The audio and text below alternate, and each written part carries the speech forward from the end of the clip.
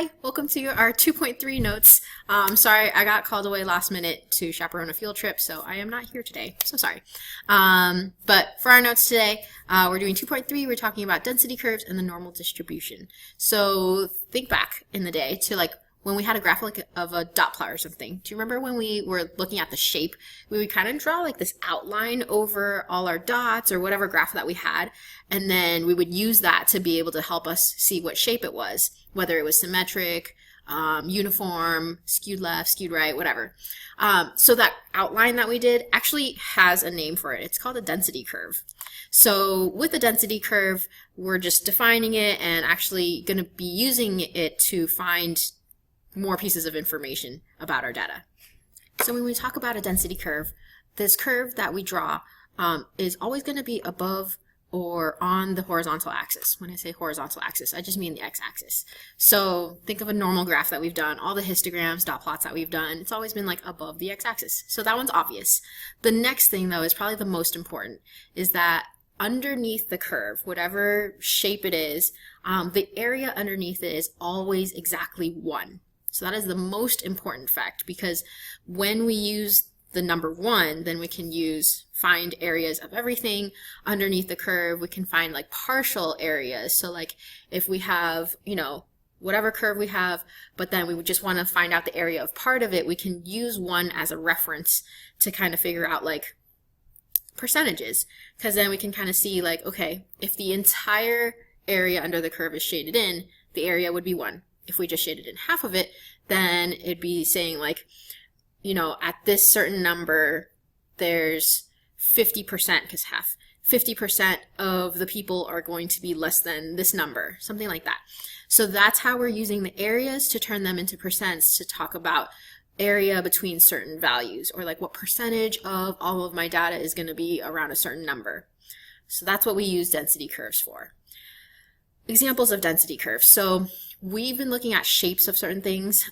So those are the main ones that we're going to look at. So here's 4 examples of density curves, like based on shapes that we already know. So if we were to draw a really rough outline over like a dot plot or whatever, that was skewed left, then it would look something like this. It's unimodal because there's only 1 peak. The second one is bimodal because it has 2 peaks, and I know I draw terribly, but it's supposed to be symmetric, so the same on both sides. This third one is skewed right, unimodal because it's got 1 peak, and then this last one is considered uniform because, remember, uniform means like all the different bars that we have are exactly the same height, so if you were to draw an outline over it, it ends up being a rectangle shape. So uniform symmetric is the one that we can do the most math on, because area under a curve, since it's like a rectangle, it's easy to calculate areas of rectangles, versus these other ones that are curved, it's hard to calculate areas of curved things. So eventually we will learn a method for it, but right now we're focused on the easier one, which is the uniform one. Alright, so let's do an example together. So let's say we're trying to roll a die. So first of all, like when you roll a die, like dice is the plural of die. Okay, so when you roll a die, you can land on numbers 1 through 6. So let's say, when you roll the die a bunch of times, you're equally likely to land on a 1 as you are to land on a 3 or a 6, whatever. So if you do it a bunch of times and then make a dot plot for like how many times you landed on 1, how many times you landed on 3, 6, whatever, all the different numbers, you should end up with a dot plot that's like pretty much equal in height for all of the different numbers. So if you were to draw a curve over it, it should be like uniform symmetric. So a uniform density curve. So for this problem, we're going to model rolling a die and counting the number of times you land on each number with a uniform density curve. So this is how we would draw it. Alright, so here's my uniform density curve, just a rectangle, but the smallest number we could roll is a 1, so we can label this with a 1 right here, and then the biggest number I can roll is a 6. So basically, like if we were to draw a dot plot of this, this would be the bar where all my dots for how many times I landed on 1 would be. Here's all the dots where I landed on a 6, and then like here's like 2, 3, 4, 5, all the dots in the middle. But we're drawing that outline over all my dot plot to end up with this uniform density curve. So each time I draw a density curve, I need to make sure I label my x-axis with the numbers, where it starts, with where it ends, maybe even some numbers in the middle. We know it's everything between 1 and 6, so like 2, 3, 4, 5. But then we also need to make sure we label what the height of this rectangle is. So this part, we have to do some math because we know the total area in the rectangle has to be 1. So in order to figure out how tall this is, we need to figure out what the height is going to be in order for the area of this rectangle to be 1. So for a rectangle, we usually calculate area by doing length times height, or base times height. I don't know how you want to say it. It all means the same thing. Basically, like this length here times this height here, and that would give you the area. So I'll call it length times height. So for our problem, we know the area has to equal 1.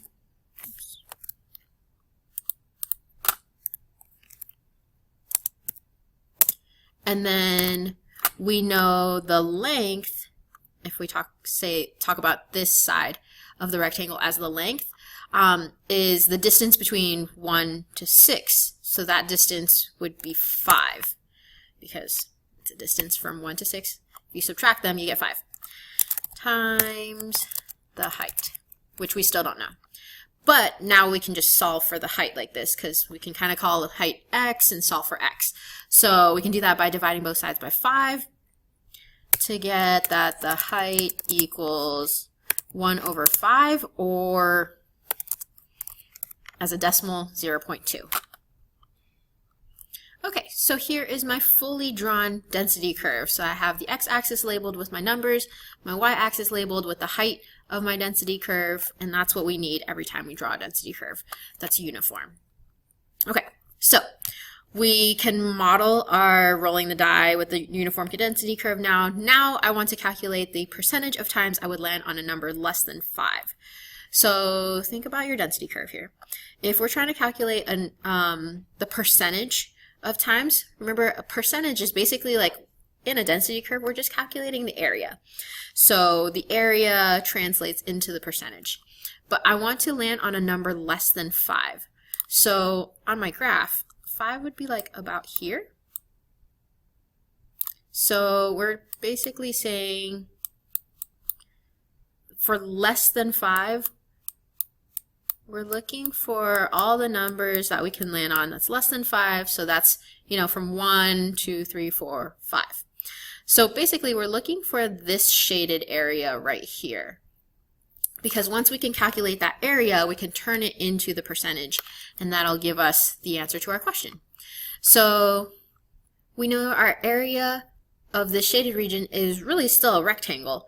So we're still using the same area formula of length times height. So this time, our length is between 1 to 5, so that would be a distance of 4. And then we already figured out the height from our previous part of like the labeling. So the height is 0.2.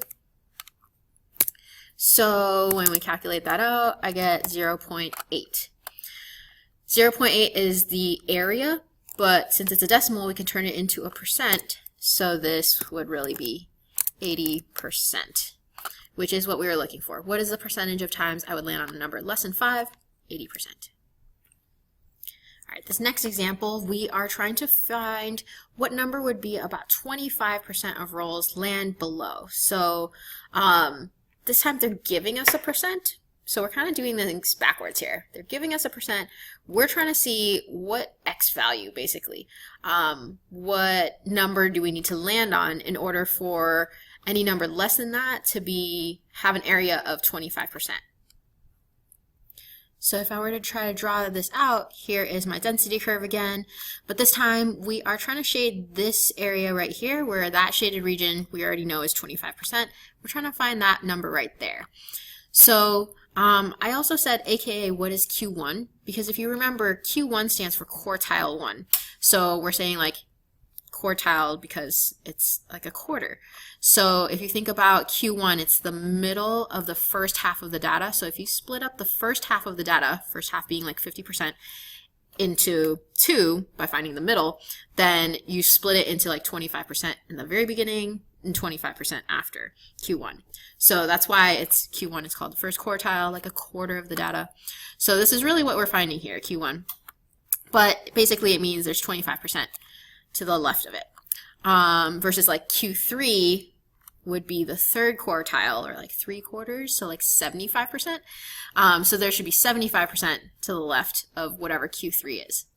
Okay, so if we're finding this number right here, we're basically saying that when I'm finding the area, since we're always using length times height for a rectangle, the area we know should be 0.25 because of the 25% turned into a decimal. We don't know the length of this little rectangle because from 1 to something, I don't know. But then I do know the height is 0.2 because this is the same density curve as before. So from here, I would just need to solve for the length by dividing both sides by 0.2, those algebra skills. So I would end up getting 1.25. And I know 1.25, since we're talking about dice rolls here, you can't actually roll 1.25 when you roll a die, but it's kind of like when we talk about averages. When we talk about averages, like when we talk about like the average number of people or whatever, averages can be decimals. It's similar here, where Q1, we might not necessarily get an exact number, that's 1.25, but it's like kind of like an average where decimals are allowed because we're trying to find a number that describes your data set. And so that's what that would mean here. But our Q1 number, or the number that we would have to roll so that 25% is below it, would be 1.25. All right, and finally there is one last density curve I would want to talk about. This is called the normal curve or the normal distribution. You'll see it written both ways. It means the same thing. So the normal curve, aka the normal distribution, is actually the density curve that we will use the very most in statistics. I don't know if you've heard of it before. It's the bell curve. It just looks like a bell, and I'll draw it out for you here. It looks like this. I wanted to pause my video while I drew it because I didn't want to embarrass myself with how many attempts this would take me to do it on the computer. It takes a lot of practice to make it look nice. So if it's your first time drawing a bell curve, it's okay. I'm not judging you on your artistic ability here. But the bell curve.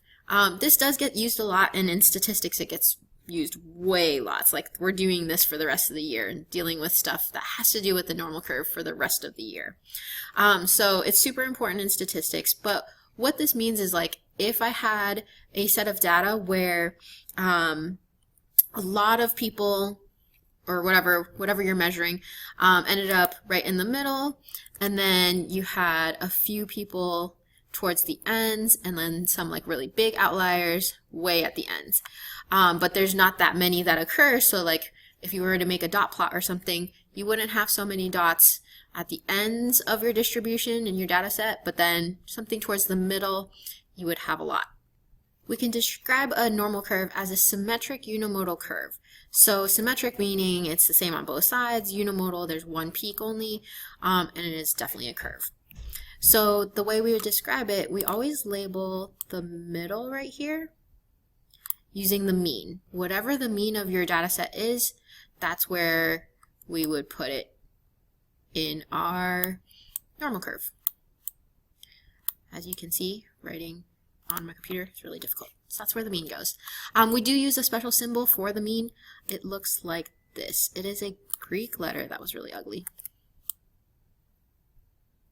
Still not good. I'm going to pause. I got really confident with my normal curve. Here it is.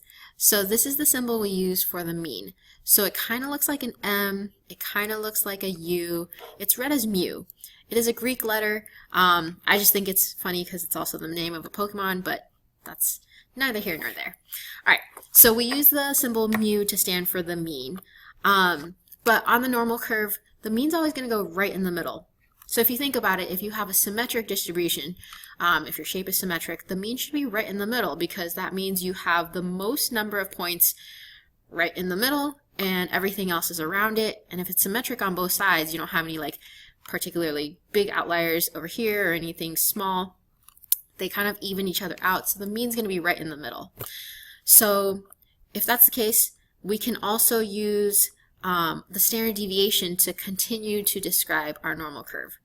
because the goal of our density curve is to figure out the area underneath it, it's hard to do that since we have a curve here. So in the next section, that's where I'm going to show you how we actually find percentages and our areas under the curve. But for right now, we're just kind of setting up our normal curve.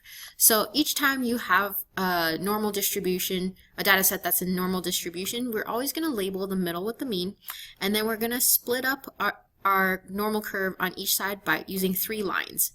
So on each side, we're going to draw 3 lines, and the distance between the middle to that first line is whatever amount your standard deviation is.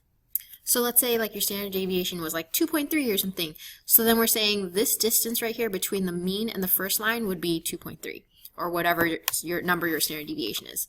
This symbol right here, it's like an O with a little hat on top. This is another Greek letter, but this is the symbol we use to stand for the standard deviation. It's technically the Greek letter sigma, but that's how we write it. So it's a little O, hat on top. So when we are dealing with a normal curve, we would know because the example or whatever problem you're dealing with would say it's normally distributed or it follows a normal curve, something like that. And then somewhere they should either give you the mean and standard deviation, or maybe it's something you have to calculate, but we know how to do that with our calculator.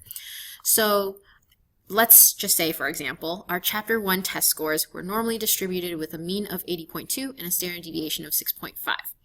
So our mean of 80.2 means that when I draw this normal curve, right in the middle should be the number 80.2. And then we're going to draw our 3 lines on each side. So using those 3 lines, we also want to figure out what numbers those lines would correspond to. So if the middle is 80.2, to get to the next line, we said it has to be a distance of 1 standard deviation. Our standard deviation was 6.5. Sorry, my classroom lights just turned off. So in order to get to the next number, we're just adding by 6.5 to get to the next number. So when I do that, I get 86.7 after I add 6.5 to 80.2. And then I can figure out the next number by adding 6.5 again. And when I do that, I get 93.2. And then to get to the last number, I'm just adding by 6.5 again to get 99.7.